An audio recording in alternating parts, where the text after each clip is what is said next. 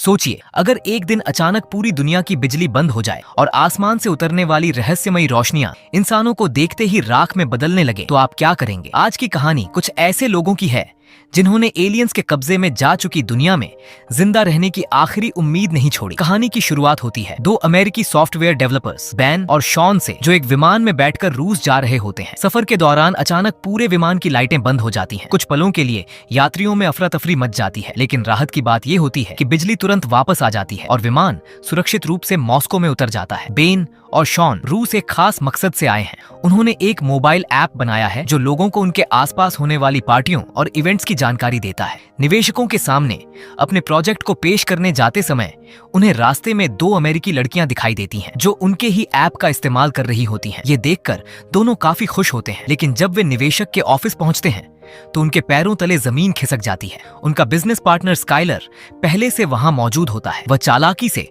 उनके आइडिया को अपना बताकर निवेशक के सामने पेश कर देता है और बेन तथा शॉन को ऑफिस से बाहर निकलवा देता है। अपनी मेहनत यूं बर्बाद होते देखकर दोनों का दिल टूट जाता है। रात को वे एक नाइट क्लब में जाकर अपना गम भुलाने की कोशिश करते हैं। वहीं शॉन की नजर एक खूबसूरत लड़की पर पड़ती है, लेकिन वह स्काइलर के साथ होती है। कुछ देर बाद दोनों को वहीं दो अमेरिकी लड़कियां फिर दिखाई देती हैं, जिन्हें उन्होंने पहले देखा था। मौका अच्छा लगने पर वे उनसे बातचीत शुरू करते हैं। उन लड़कियों के नाम एनी और नताली होते हैं। धीरे धीरे सबके बीच दोस्ती हो जाती है और वे पार्टी का आनंद लेने लगते हैं। लेकिन तभी अचानक पूरे क्लब की बिजली चली जाती है और सभी मोबाइल फोन काम करना बंद कर देते हैं। लोग घबराकर बाहर निकलते हैं तो आसमान में अजीब सी पीली चमकती धुंध दिखाई देती है। कुछ ही क्षणों में रहस्यमयी पीले गोले आसमान से नीचे उतरने लगते हैं। उनमें से एक चमकती हुई चीज शॉन और उसके दोस्तों के बिल्कुल पास आ जाती है। सभी डरकर पीछे हट जाते हैं। तभी एक पुलिस अधिकारी हिम्मत करके अपनी लाठी से उस चीज को छूने की कोशिश करता है, लेकिन अगले ही पल वह चमकता हुआ प्राणी उसे अपनी ओर खींच लेता है और कुछ सेकंड में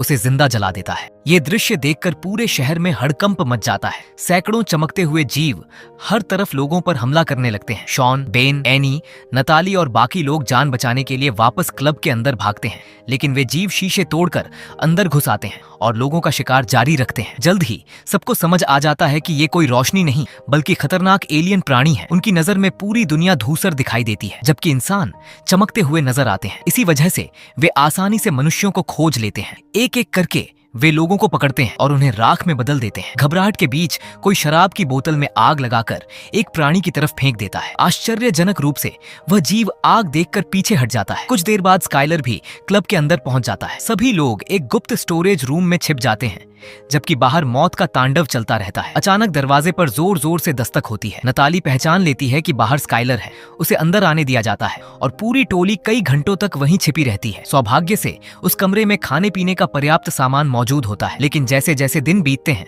डर और तनाव की वजह से सबके बीच झगड़े बढ़ने लगते हैं। 5 दिन गुजर जाते हैं। उनका खाना लगभग खत्म हो चुका होता है। साथ ही पिछले 27 घंटों से बाहर कोई आवाज भी नहीं सुनाई दी होती। उन्हें लगता है कि शायद खतरा टल गया है, इसलिए वे क्लब छोड़कर अमेरिकी दूतावास जाने का फैसला करते हैं। बाहर निकलते ही वे देखते हैं कि पूरा शहर वीरान पड़ा है। सड़कों पर लावारिस गाड़ियां खड़ी हैं और चारों तरफ सन्नाटा पसरा हुआ है। चलते चलते उनकी मुलाकात एक बुजुर्ग रूसी महिला से होती है, लेकिन भाषा न समझ पाने की वजह से वे उसकी बात नहीं समझ पाते। कुछ समय बाद वे उस पुल तक पहुंचते हैं जो दूतावास की ओर जाता है, लेकिन पुल का बीच वाला हिस्सा टूट चुका होता है। अब उनके सामने नदी पार करने की नई समस्या खड़ी हो जाती है। दूसरा रास्ता खोजते हुए वे रेड स्क्वायर के पास खड़ी एक पुलिस कार देखते हैं। स्काइलर और लड़कियां छिप जाती हैं, जबकि बेन और शॉन कार की ओर बढ़ते हैं। कार की डिक्की से उन्हें एक नक्शा और एक बंदूक मिलती है। तभी वे एक कुत्ते को किसी अदृश्य चीज पर भौंकते हुए देखते हैं। अगले ही पल वह कुत्ता अचानक जलकर राख बन जाता है। ये देखकर सभी की रूह कांप उठती है। स्काइलर और लड़कियां पास के एक शॉपिंग मॉल में छिप जाती हैं, जबकि बेन और शॉन एक कार के नीचे घुस जाते हैं। तभी एक एलियन वहां आ पहुंचता है। उसकी ऊर्जा के कारण कार की लाइटें और अलार्म अपने आप चालू हो जाते हैं। वह जीव कार के चारों तरफ घूमता है, लेकिन कार के नीचे छिपे दोनों लड़कों को नहीं देख पाता। कुछ सेकंड बाद वह वहां से चला जाता है और दोनों तुरंत मॉल की तरफ भागते हैं। मॉल के अंदर उन्हें एक दुर्घटनाग्रस्त विमान दिखाई देता है जो इमारत में आकर फंस गया होता है। स्काइलर सुझाव देता है कि वे यहीं रुककर मदद का इंतजार करें, लेकिन बेन और शॉन समझते हैं कि एक जगह ठहरना मौत को बुलाने जैसा है। वे एक महत्वपूर्ण बात नोटिस करते हैं। एलियंस के आसपास मौजूद विद्युत ऊर्जा की वजह से इलेक्ट्रॉनिक उपकरण अपने आप सक्रिय हो जाते हैं। इस विचार का उपयोग करते हुए वे बल्ब इकट्ठा करते हैं और उन्हें अपने गले में लटका लेते हैं। ताकि एलियन पास आते ही बल्ब जल उठे और उन्हें चेतावनी मिल जाए। मॉल में घूमते समय अचानक शॉन के गले का बल्ब चमक उठता है। वह डर से जम जाता है। एक एलियन धीरे धीरे उसके पास से गुजरता है और दुकान के भीतर चला जाता है। नताली घबराकर भागने वाली होती है, लेकिन शॉन उसे रोक लेता है। कुछ क्षण बाद वह जीव वापस निकल जाता है और उन्हें देख नहीं पाता। तब शॉन को एहसास होता है कि वे कांच के पीछे खड़े थे। एलियंस की विद्युत दृष्टि कांच के आर पार नहीं देख सकती। इसके बाद वे अमेरिकी दूतावास पहुंचते हैं, लेकिन वहां का नजारा बेहद भयावह होता है। इमारत तबाह हो चुकी होती है और हजारों खाली कारतूस जमीन पर बिखरे पड़े होते हैं। स्काइलर को एक राइफल मिलती है। वह बाहर पहरा देने के लिए रुक जाता है, जबकि बाकी लोग अंदर खोजबीन करते हैं। अंदर उन्हें सिर्फ बर्बादी मिलती है। अंत में वे कंट्रोल रूम तक पहुंचते हैं, जहां उन्हें दुनिया भर में हो रहे हमलों की रिपोर्ट मिलती है। रिपोर्ट के अनुसार हमला शुरू होने के केवल 3 मिनट के भीतर दुनिया के बड़े बड़े शहर तबाह हो चुके थे। इंसानों के पास इन प्राणियों के खिलाफ कोई प्रभावी हथियार नहीं था। बचने का एकमात्र तरीका भूमिगत छिपना था। शॉन को एक रेडियो मिलता है, जिसे वह चालू करता है, लेकिन प्रसारण पूरी तरह रूसी भाषा में होता है। तभी वे बाहर कई एलियंस को घूमते हुए देखते हैं। अचानक उनकी नजर सड़क पर अकेले चल रहे स्काइलर पर पड़ती है। बैन और शॉन नक्शा और रेडियो लेकर उसकी मदद के लिए दौड़ पड़ते हैं। तभी आसपास खड़ी गाड़ियों की लाइटें जल उठती हैं, जो इस बात का संकेत होता है कि कोई एलियन पास है। स्काइलर दोनों को भाग जाने के लिए कहता है और खुद राइफल चलाकर एलियन का ध्यान अपनी ओर खींच लेता है। कुछ ही क्षणों बाद वह भी एलियन का शिकार बन जाता है। भागते भागते बेन और शॉन को एक इमारत में रोशनी दिखाई देती है। वे सावधानी से अंदर जाते हैं तो एक युवती विका उन पर बंदूक तान देती है। अपनी कहानी सुनाने के बाद वे उसका भरोसा जीत लेते हैं। वहां उन्हें सर्गे नाम का व्यक्ति मिलता है, जिसने पूरे कमरे को धातु की दीवारों से ढक रखा होता है। वह बताता है कि यह विशेष सुरक्षा प्रणाली बिजली को अंदर आने से रोकती है, जिससे एलियन उन्हें पहचान नहीं पाते। विका रूसी भाषा समझती है, इसलिए शॉन रेडियो संदेश उसे सुनाता है। विका बताती है कि मॉस्को की नदी के नीचे एक गुप्त पनडुब्बी छिपी हुई है। जो भी अगली सुबह तक वहां पहुंच जाएगा उसे सुरक्षित स्थान पर ले जाया जाएगा। सर्गे बताता है कि उस पनडुब्बी में भी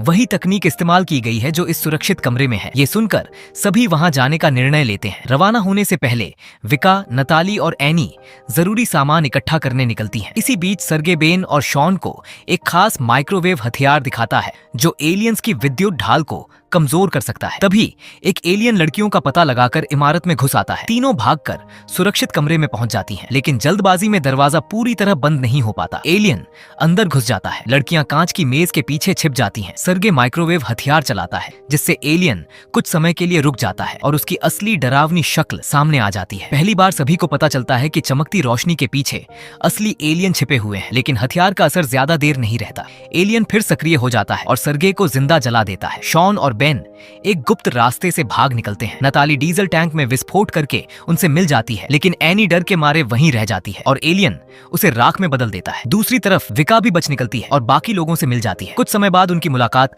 रूसी पुलिस अधिकारियों के एक समूह से होती है। वे विशेष धातु के कवच और संशोधित हथियारों से लैस होते हैं। जैसे ही एलियन दिखाई देते हैं, पुलिस वाले गोलियां, फ्लेम थ्रोवर और विस्फोटकों से हमला शुरू कर देते हैं। वे एलियंस को घायल तो कर देते हैं, लेकिन पूरी तरह मार नहीं पाते। लड़ाई के दौरान शॉन को एक रहस्यमयी काला पत्थर मिलता है, जिसे वह अपने पास रख लेता है। बाद में पुलिस उन्हें एक सुरक्षित ठिकाने पर ले जाती है। वहां सब जानकारी साझा करते हैं। जब उन्हें पनडुब्बी के बारे में बताया जाता है तो अधिकारी चेतावनी देते हैं कि नदी तक पहुंचना बेहद कठिन होगा, क्योंकि रास्ता एलियन से भरा पड़ा है। इसके बावजूद बेन, शॉन, नताली और विका हार मानने को तैयार नहीं होते। आखिरकार पुलिस उनकी मदद करने के लिए राजी हो जाती है। सफर के दौरान वे एक भूमिगत ट्रेन सुरंग से गुजरते हैं। तभी एलियन फिर हमला कर देते हैं। सभी अंधेरे में छिपने की कोशिश करते हैं। अफरा तफरी के बीच विका फिसलकर ट्रैक के पास गिर जाती है। एलियन उसे पकड़ लेते हैं और देखते ही देखते उसे भी जला देते हैं। विका की मौत शॉन को अंदर तक तोड़ देती है। बाकी बचे लोग किसी तरह सुरंग से निकलकर नदी किनारे पहुंचते हैं। वहां उन्हें एक छोटी नाव मिलती है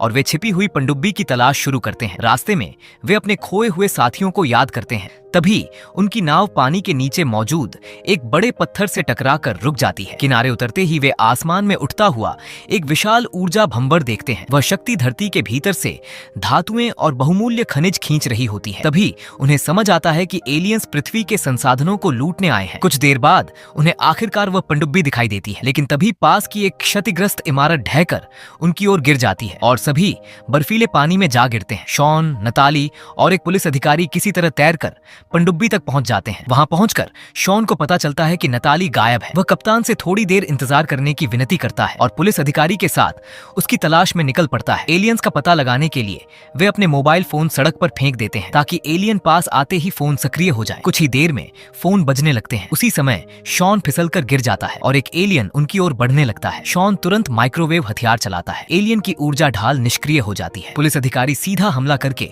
उसे मार गिराता है। अब यह पूरी तरह साबित हो जाता है कि माइक्रोवेव तकनीक एलियंस को खत्म कर सकती है। उधर नताली एक परित्यक्त बस में छिपी होती है और उनकी आवाज सुन लेती है। शॉन उसकी तरफ दौड़ पड़ता है। पुलिस अधिकारी जमीन पर पानी फैला देता है जिससे एलियन आगे बढ़ने से डरते हैं। तभी अचानक विका जैसी दिखाई देने वाली आकृति विस्फोट करती है और 3 एलियंस सामने आ जाते हैं। अधिकारी फिर माइक्रोवेव हथियार चलाता है और सभी मिलकर उन प्राणियों को नष्ट कर देते हैं। लेकिन खतरा अभी खत्म नहीं हुआ था। जैसे ही शॉन नताली तक पहुंचता है, बस अचानक अपने आप चलने लगती है। दरअसल एक एलियन बस से चिपका हुआ होता है। शॉन पहला वार चूक जाता है। एलियन नताली का पैर पकड़कर उसे घसीटने लगता है। शॉन दोबारा माइक्रोवेव हथियार चलाता है और उसकी ऊर्जा ढाल हटा देता है। एलियन वहीं जम जाता है। तभी शॉन अपनी जेब से वह रहस्यमयी काला पत्थर निकालता है जो उसे पहले मिला था और उसे एलियन की तरफ फेंक देता है। अगले ही पल एक जबरदस्त विस्फोट होता है और वह प्राणी पूरी तरह नष्ट हो जाता है। आखिरकार सभी लोग सुरक्षित रूप से पनडुब्बी तक लौट आते हैं। हालांकि रूसी पुलिस अधिकारी अपने देश की रक्षा के लिए वहीं रुकने का फैसला करते हैं। पनडुब्बी